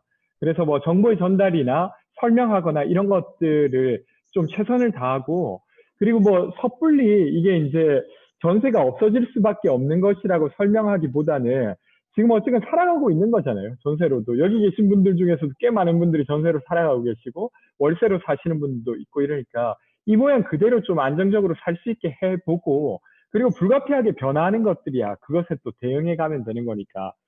네, 이렇게 이야기해 주신 고맙습니다. 거, 네, 같고요. 고맙습니다. 그러면 좀 들으시면서 어떠셨어요? 사실은 뭐 제가 오늘 이 자리에서는, 임차인이라고 모셨지만 또 각 분야의 또 전문가시기도 하시는데, 근데 좀 들으시면서 이 주택임대차보호법을 어떻게 평가하시고, 그리고 좀 보완해야 된다고 하는 게 있다면 좀 어떻게 하면 좋을지, 누구부터 혹시 이야기해 주실래요? 네, 주성님, 네. 아, 구봉기 소장님 말씀 들으면서, 이 공인중개사라는 직업이 참 기분 좋은 직업이구나라는 생각이 들었어요. 뭐, 제 매출이 떨어지면, 전세 매물도 줄고, 손님도 없으니까, 주거권이 향상됐네? 그러면 좋고, 매출이 올라가면, 돈을 많이 버네? 이러면서 좋고, 어떻게든 행복할 수 있는 직업이구나. 농담이고. 그러네요. 네. 그런 생각이 들었는데, 계속 드는 생각이, 계약갱신 청구권이라는 전월세 상한제를 보면서, 이게 뭐, 정말 세입자한테 하나, 두 개, 이렇게 두 개를 보장해 준 것 같지만, 좀 들여다보면, 같이 가는 거잖아요. 계약갱신 청구권을 했을 때만 전월세 상한제가 적용되는 거니까요. 사실, 그러니까 이거는 말씀하신 대로 티켓인 거죠. 이 계약 한 번에 쓸 수 있는 티켓. 그래서 실제로도 뭐 새롭게 계약을 이렇게 맺었을 때, 계약 5% 이상으로 인상을 한다고 하면은 세입자는 선택을 해야 되는 거죠. 그러니까 내가 계약갱신 청구권을 써서 5% 미만으로만 올릴 거냐, 아니면 그냥 이번에 안 쓰고 이만큼 올려주고 계약 다시 해서 다음에 쓸 거냐, 뭐 이런 선택들을 해야 되는 상황인데, 사실 이만큼 조금밖에 안 변한 걸로 이렇게 좀 화를 내는 거 보니까, 사실 이 정도면 우리 선방했다 이러면서 좀 환호를 해야 되는 격이 아닌가라는 생각이 좀 많이 들고, 말씀하셨던 대로, 그 전월세 상한제가 지금 임차인을 기준으로 돼 있는데, 이것이 좀 임대인을 기준으로 좀 바뀌어야 된다라는 생각이 들더라고요. 그 전월세 신고제를 바탕으로 실제로 이 임대인이 전에는 어떤 임대료로 임대를 했는지를 바탕으로 거기에 대해서 상한제를 좀 적용하는 것이 오히려 실제로 주거의 어떤 공개념들을 살리는 부분이 아닐까라는 생각이 좀 많이 들었던 것 같아요. 예. 네, 고맙습니다. 좀 중요한 이야기 해주신 것 같은데, 전월세 신고제로 그 임대주택의 가격들이 공식적으로 기록되면 그걸 기준으로 해서 상한율을 적용해서 세입자가 누가 오든지 어떤 너무 급격한 인상은 아니게 하는 것이 가능하지 않겠냐, 이렇게도 이야기해 주시네요. 좋습니다. 말미에 또 좀 의견 더 들어보도록 하고요. 그리고 김민성 님이 홍보와 교육이 많이 필요하다는 말씀이 많이 동의가 된다고도 이야기해 주셨습니다. 그러면 소라님에게로 마이크를 한번 넘겨볼까요? 그리고 이어서 현진님 이야기 들어보도록 하겠습니다. 네, 저는 막 엄청 전문적인 그런 생각보다는 주변 사람들 생각이 좀 많이 났어요. 제 주변에는 월세로 사는 사람들도 있지만 무리해서 전세라든가 무리해서 집을 사는 인제 이런 일들이 많았던 것 같은데, '왜 그랬을까?'라고 했을 때 이 사람들이 임차인의 삶을 살았을 때 '어 보호받을 게 거의 없었겠구나. 그러니까 인제 결혼하고 하면서 집을 샀겠구나. 내 아이도 보호해야 되니까.' 이런 생각이 들었고, 그래도 적어도 이제 은행은 규칙이라도 있으니까 '집주인을 은행으로 선택한다.' 이런 생각도 들었고, 그래서 저는 인제 임차인들을 위한 뭐 기간, 임대료 규제 이게 이제 시작된 것 같고 이제 한 걸음 뗐다고 생각되고, 또 하나 들었던 생각은 깡통 전세 관련된 생각이 많이 들었는데, 지금도 여전히 이 문제를 겪고 있지만 이 문제를 풀 곳도 없고 각자가 그냥 버티고 있는 상황들을 되게 많이 보고 있거든요. 근데 이제 예전에 어떤 독일에서도 뭐 세입자들의 천국인 독일에서도 집값이 많이 올랐을 때 리모델링을 해서 내놔라 이랬더니 임차인들이 "안 된다." 해 가지고 막 뭉쳐 가지고 좀 뭐라 그래야 되지? 그 적극적으로 목소리만 낸 게 아니라 정책에 반영시켰던 그런 거를 좀 봤는데, 우리나라도 결국은 이런 임차인들이 목소리를 모으거나 이러려면 같이 정책적으로 지원이 돼야 되겠구나. 뭐 교육이든 홍보든 이제 이런 이야기들 많이 하시는데 그런 거에 되게 공감이 됐습니다. 아, 네, 고맙습니다. 그러니까 사실은 이게 생기고 나니까, 아, 그전엔 정말 아무것도 보호받지 못했구나, 뭐 이런 생각이 되려 드신다는 이야기랑, 그 깡통 전세와 관련해서 이미 벌어진 일이 사실은 피해 구제가 잘 안 되고 있어요. 그리고 그 가해자 그 처벌도 그 법상 지금 되게 어려움을 겪고 있거든요. 그래서 그 이야기랑 마지막으로 좀 임차인들이 좀 모여서 뭘 하면 좋겠다, 여기까지. 네. 그러면 부산으로 넘어가 보도록 하겠습니다.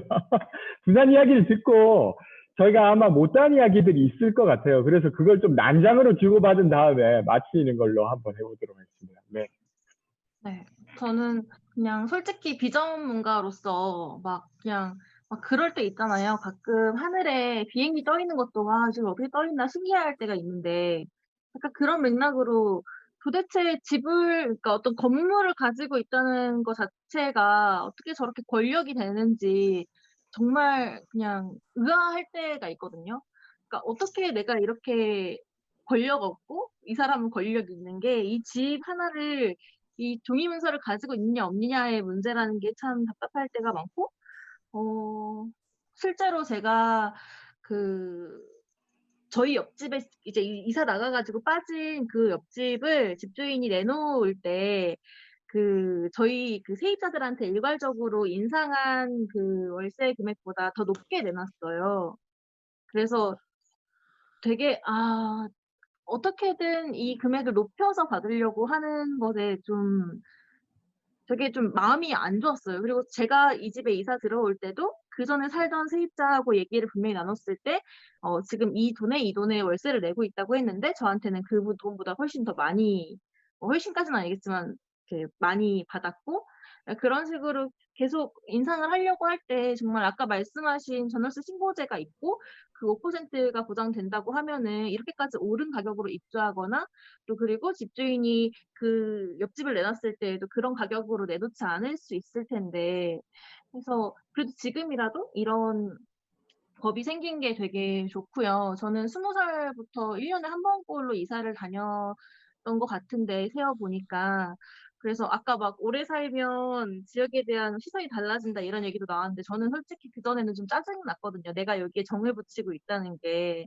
이제 곧 또 헤어질 텐데 음, 왜냐면은 인제 그건 제 삶의 불안정에서 오기도 하지만 그 굉장히 안 좋은 집이라거나 집주인들도 굉장히 경제적으로 불안하다 보니까 집이 팔리거나 이런 일들이 있었거든요.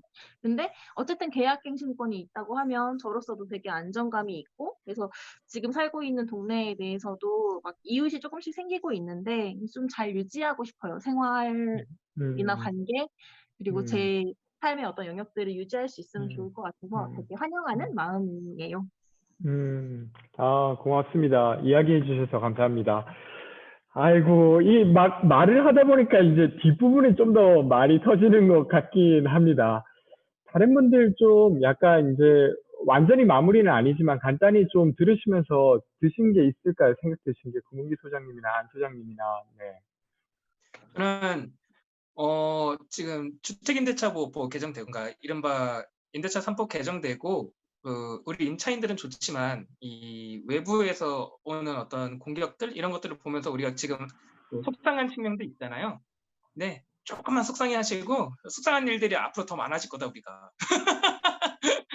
왜 그러냐면은 우리가 여기서 멈출 수는 없잖아요. 그렇죠. 지금 2+2도 더 나아가야 되고, 그리고 임대료 관리도 분명히 나아가야 되는데, 저는 구체적으로는 표준임대료제도 분명 도입되어야 되고요. 네, 그것들 이제 법으로 강제돼야 된다고 하는데 그 과정에서 엄청난 힘든 일들이 많을 거예요, 분명.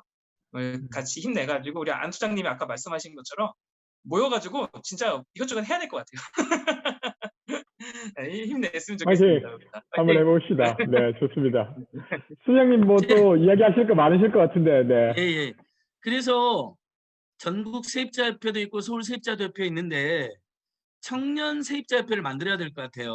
우리가 전국적으로 빌려 쓰는 사람들과 연대 조직이든 아니면 빌려 쓰는 사람들 이름을 청년 세입자협회로 확대 발전하든, 그러면 이제 저희들이 장년 세입자협회도 만들어 가지고 함께 하고요. 아니 진짜로 이 건물주 선생님들도 재밌는 게 심지어 조선일보나 경제신문 기자들도요. 예를 들면 어디 가서 바가지를 씌우면 바가지 씌웠다고 엄청 싫어해요.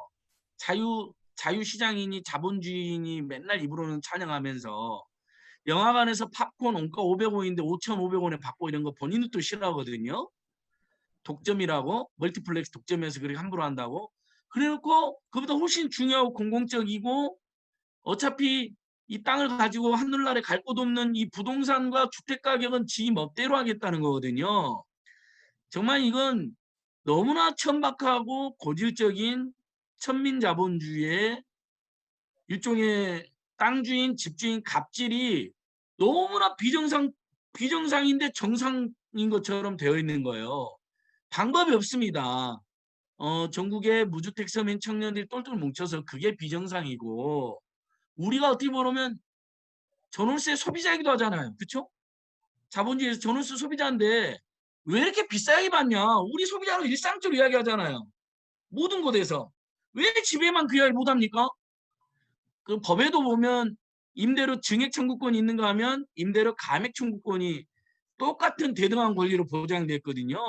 지금 코로나19 때문에 이렇게 힘들 때는 주택 세입자들, 상가 세입자들 다 일어나서 임대료 감액해달라고 지금 청구해야 돼요. 소송까지 하면 피곤하니까 임대차 분쟁조정위원회 가면 요즘에 분쟁조정이 이루어지고 있어요. 실제 소수이지만.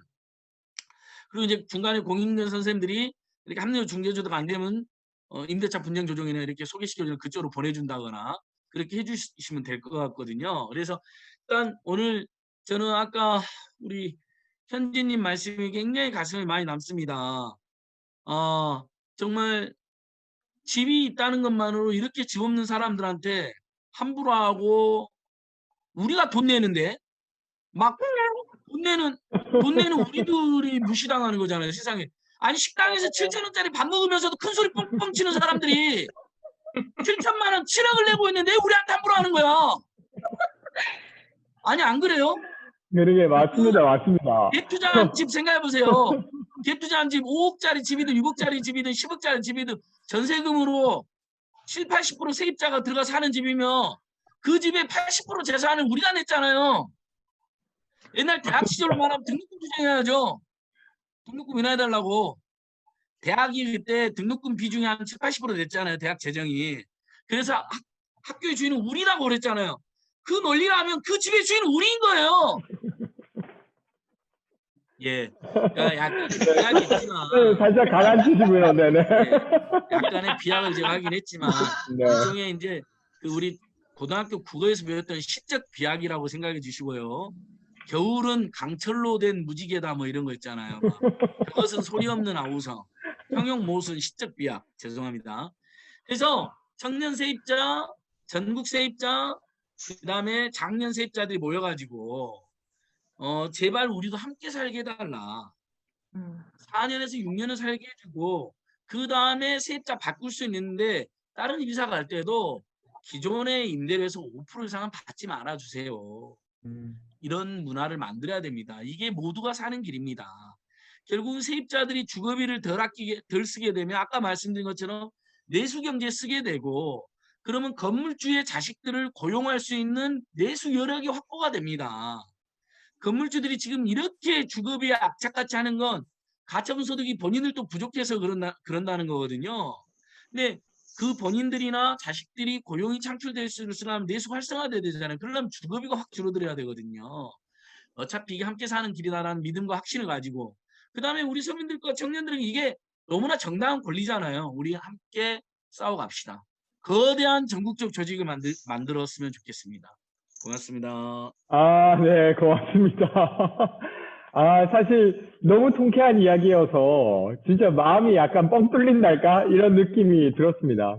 이제 조금 오래 감사합니다. 걸리겠지만, 네, 세입자 조직을 한번, 청년 세입자 조직부터 다시 해보는 걸로, 네, 하겠습니다. 말씀하신 대로 사실은 이제 조선일보 등에서 그런 이야기 해요. 어떻게 임대인이 마음대로 5%까지도 못 올리냐 이런 이야기 하거든요. 근데 반대로 이제 안 소장님이 이야기해 주신 대로 감액을 청구할 수도 있어요. 그것 역시 임차인이 마음대로 할 수 있는 게 아니라 임대인이랑 협의해야 하는 것이죠. 그래서 임대료라고 하는 건 기본적으로 그런 것인데 인상할 때는 임대인 마음대로 하고 싶다 뭐 이런 것들이 사실은 말이 안 되긴 하는데 그런 부분이 있고 어쨌건 분쟁조정위 이야기도 하셨어요. 그러니까 지금 한국에는 분쟁조정위원회가 6개가 있거든요. 근데 이제 올해 말 그리고 내년 초까지 해서 12개가 추가로 더 생기게 됩니다. 그러니까 한국감정원과 LH에. 그래서 거기에 법원까지 가면 너무 오래 걸리니까 그런 이야기까지 좀 해주신 것 같습니다.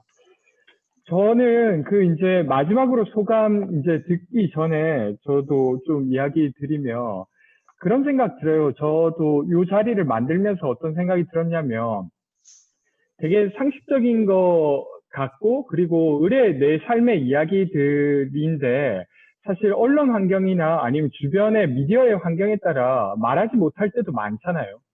근데 누군가가 좀 공식적으로 말해주면 그걸 듣고 사실 나도 이렇게 생각했는데 이야기를 하게 되는데 좀 그런 시작을 열어주신 것 같아서 고맙습니다. 그게 사실 이런 자리 만들 때면 본인의 처지를 이야기하는 게 훨씬 더 전달력 있는 걸 알면서도 그 처지를 말하기가 좀 주저될 때가 있어요. 다들 친구들이 날 그냥 그렇게 보진 않을까. 저 곰팡이 핀 집에 살고 있거든요.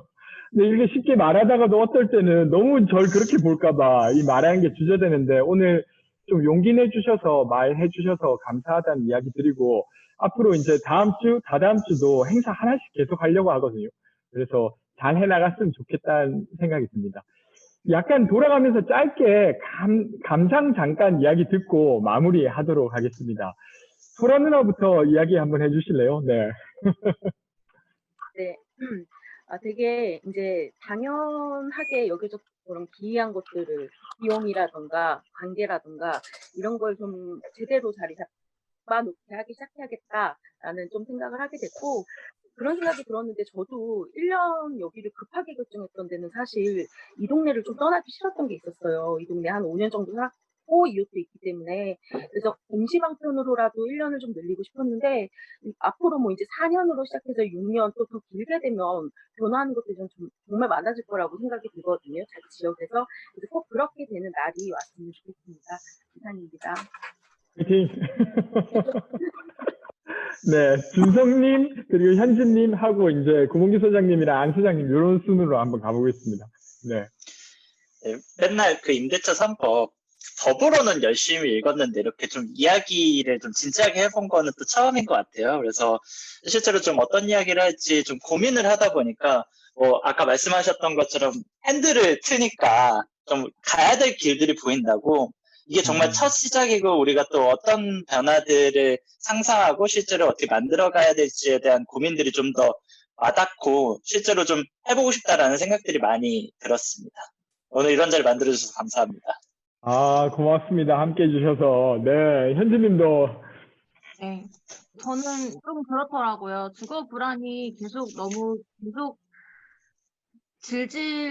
저 인생에 거의 계속 함께 오다 보니까 좀 외면하고 싶은 마음이 들어서 오히려 이런 이슈나 의제에 이렇게 자세히 들여다보지는 않는 그런 마음들도 좀 있었던 것 같아요. 근데 이 기회에 같이 얘기를 나누고 세입자 연대에 대한 이야기도 같이 할 수 있어서 되게 좋았고 정말 저 옆집 이사 갈 때 되게 마음이 안 좋고 이런 게 너무 필요하겠다는 생각이 많이 들었는데 이런 얘기까지 나와서 되게 반가웠고 그리고 뭐 조금 다른 얘기긴 한데 그냥 정말로 집이 없어질 수도 있다라는 불안을 조금씩은 늘 가지고 있는 사람이라서 코로나 시기에 노숙인 분들은 어떻게 지내시는지도 그냥 저는 요즘 그런 게 걱정이 되기도 하고 궁금하기도 하고 그렇더라고요. 그리고 그냥 이 법 통과되고 그냥 이사업체가 영향을 받을까? 뭐 이런 궁금증도 잠깐 생겼었는데 그런 것도 나중에 네. 알 수 있으면 좋겠다는 그냥 아, 궁금증이 있고 그냥 오늘 너무 즐겁고 반갑고 또 이제 소장님들 얘기 듣는 것도 저한테 되게 의미 있었어서 좋았습니다. 네. 아, 네. 응해주셔서 너무 감사드립니다. 네. 그 아까 공인중개사가 돈을 못 벌면 주거 안정이 되는 거 아니냐, 뭐 이런 좀 우스갯소리도 했는데 이사업체가 또 조금 그런 지표가 될 수도 있을까? 이런 생각도 드네요. 네. 네, 소장님. 전가요? 주봉기수, 네네네. 네네네. 네, 저는 정말 어떠셨습니까? 그래도, 아까 네. 말씀드린 것처럼 이게 혁명적이라는 게 우리가 시선을 이게 주거 임차인들의 어떤 처우 개선으로 본 적이 없어요. 그러니까 후레쉬를 킨 거예요, 거기다가 후레쉬를. 지금 고칠 게 너무 많은 거예요, 지금. 사실 저는 조금 더 많은 것들을 고치고 싶은 사람인데 가령 저는 최저주거 기준을 형법이랑 연동시켜야 된다고 봐요, 저는 사실. 좀 범죄라고 아예 봐요. 법적으로 너무 과도하게 뭔가를 하면, 네. 네, 왜냐면 우리 그 성준성님도 공인중개사신데 저도 공인중개사 사무소를 3년 정도 운영했었어요. 근데 제가 중개사무소 운영하면서 딱 한 번 운 적이 있어요. 사람한테 그 말이 있어요. 사람한테 계집을 중개한 날이라고 저는 기억을 하는데 사람이 살 수 없는 주택이 공급되기도 해요. 임대차 시장에서. 저는 그걸 범죄라고 생각을 하고 있거든요. 그거는. 그런 부분도 우리가 임대차 시장을 개선해야 된다고 생각을 하면 그런 부분도 모두 볼 수 있기 때문에 하지만 제가 지금 말씀드린 건 굉장히 급진적인 말이기 때문에 다뤄봐야 될 것들이 굉장히 많고 임대차 이번에 주택임대차 관련된 법률 개정되고 이렇게 지금 많은 얘기들이 있었잖아요. 그런 면에서 아까 다시 말씀드린 것처럼 우리들한테 수기 과정이 정말 필요하다. 이런 토론 프로그램들이 있어야 된다고 생각해서 저는 이 오늘 대담 마련해 주신 민달팽이 유니언이랑 빌려 쓰는 사람들 전국 청년 정책 네트워크와 청년 오픈 플랫폼 Y 정말 이런 자리에 마련해 주셔서 감사하다고 말씀드리고요. 비슷한 자리 있으면 언제든지 달려가겠습니다. 수고하셨습니다. 야, 너무 든든합니다. 오늘도 감사합니다. 네. 마지막으로 그 세입자들의 전사, 안진걸 소장님을 한번. 예, 네. 우리 국민들 모두가 원한다면 자기 집에서, 그러나 모두가 자기 집에서 살기도 어려울 뿐만 아니라 꼭 그래야 될 필요도 없기 때문에 그냥 나는 공공임대주택에서 조금 더 행복하게 집값을 아끼고 좀 더 행복하게 공공임대주택에서 계속 살겠다. 또는 불가피하게 민간임대주택에서 아이들 학제와 맞춰서 최소 6, 7년은 쫓겨나지 않고 살겠다. 이거 너무나 소박하고 너무나 정당한 요구입니다. 그래서 저는 뜻 있는 건물주들도 아마 그 정도는 동참해 줄 거라 생각해요. 왜냐하면 건물주 입장에서도 2년에 한 번, 4년에 한 번 이렇게 세입자 내보낼 때마다 공인중개사비 들죠. 그 다음에 다른 세입자 받아서 면접해야 되죠. 그 다음에 관행적으로 보증금 받아갖고 다른 세입자 보증금 받아서 기존 세입자 보증금 줘서 내보내는 그 일도 굉장히 피곤한 일이거든요. 또 세입자 들어오면 장판도 해줘야 도배도 해줘야 되고 좀 까다로운 세입자 입장에서는 뭐 변기통도 갈아달라 그러고 막 소모품도 갈아달라 그럽니다. 소모품은 사실 세입자가 해야 되는데 근데 이제 지역마다 약간 관행도 좀 다른 게 있어서 어쨌든 굉장히 피곤한 일입니다. 근데 우리가 건물을 임대해주는 이유는 오로지 보증금 아니면 월세를 받기 위함이거든요. 그럼 기존 세입자랑 맘 맞춰갖고 2년에 한 번 3, 4% 정도 올리게 되면 올리고 어려우면 동결해서 그렇게 따박따박 받아서 하시면 되잖아요. 생각 있는 건물주들은 그렇게 하고 계십니다. 그러니까 지금 정말 극소수가 이걸 흔들고 있는 겁니다. 미래통합당 일부 세력과 조중동과 다주택 투기 및 임대를 주로 하는 사람들이 견디는 건데, 근데 정말 극소수거든요. 그래서 저희 또 국민들을 믿고 더 많은 세입자들 조직해서 함께 사는 대한민국 반드시 꼭 필요하다. 우리 세입자도 함께 살게 해달라고. 뭐 권리는 권리인데 처음부터 너무 세게 요구하기보다는 좀 읍소도 하면서 이렇게 또 설득되고 하면서 우리 청년 세입자들은 대부분 이 무주택 청년 세입자들은 이 캠페인에 대해서는 거의 99%가 동의하거든요. 다 자신들 문제니까. 그래서 가장 저는 조직원 이 국민적 지지도 높고 조직원도 될 가능성이 높은 캠페인이라고 생각합니다. 청년 세입자 협회, 빌려 쓰는 사람들, 민달피 유니온 혁명적인 도약을 합시다. 조직원들을 모읍시다. 고맙습니다. 아주 고맙습니다. 네, 고맙습니다. 네. 오늘 너무 감사드리고요. 어쨌건 오늘 이 영상을 보신 분들까지 이 끝까지 뭐 진형희님이란 분과 김민성님, 건세한님 등이 보고 계시고 그 페이스북 라이브로 한 20명 후반에서 30명이 계속 왔다 갔다 했어요. 지금은 한 20명대로 왔는데 이렇게 보는 경우가 제가 보통 방송할 때 많진 않은데 많은 분들이 관심 가져주신 것 같은데 보신 분들이 조금 용기 내서 자기 삶의 이야기를 할 수 있는 계기가 되면 좋겠다 싶습니다. 워낙 언론의 이야기들이 크게 와닿다 보니까 내가 좀 이상하다고 생각했는데 말 못하셨던 분들도 분명 계실 것 같아요. 근데 오늘 이 방송을 보시면서 좀 용기를 얻으셨으면 좋겠다는 말씀 드리고요. 끝으로는 오늘 이걸 시작으로 또 다음 주에도 행사를 하려고 해요. 그 내용 간단히 안내드리면 주택임대차보호법 영리하게 활용하기 라는 제목으로 영상을 하나 만들려고 합니다. 그때도 이제 댓글 받고 거기에 답변도 드리고 이런 식으로 해서 사실 이게 워낙 생소한 권리다 보니까 이게 눈으로는 알겠는데 해도 돼? 말아도 돼? 뭐 이런 게 이제 고민되실 것도 같아요. 그래서 좀 되게 구체적 사례를 가지고 좀 설명을 드려보려고 하니까 그런 게 있고요. 그리고 이어서 그 다음 주에는 주임법 개정연대라고 이것을 통과시키려고 엄청 노력했던 단체들이 만든 연합체가 있습니다. 그 연합체에서 그 카카오톡이랑 해서 기부를 받아서 명패를 만들어서 이 주임법 개정에 함께했던 의원들에게 명패를 달아주러 갈 거예요. 그래서 그때쯤 기자회견도 한번 하고 할 텐데 그때 또 안내 드리고 함께 할 수 있는 것도 함께 하도록 하겠습니다. 그리고 나면 2주 있다가 추석이에요. 그래서 추석에 이 밥상 민심을 저희가 좀 바꿔보는데 한번 일조 한번 해보시는 걸로.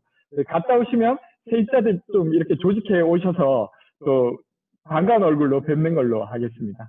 그러면 오늘 이렇게 마치도록 하고요. 끝까지 시청해주신 분들 그리고 함께 해주셨던 5분의 패널 분들께 감사드리고 그리고 저기 엔지니어로 있는 요섭님이라고 있거든요. 그리고 마지막으로 감사의 말씀을 드리면서 여기서 마치도록 하겠습니다. 정말 감사합니다. 또 뵙겠습니다. 저녁 시간에 고맙습니다. 모두들 고맙습니다.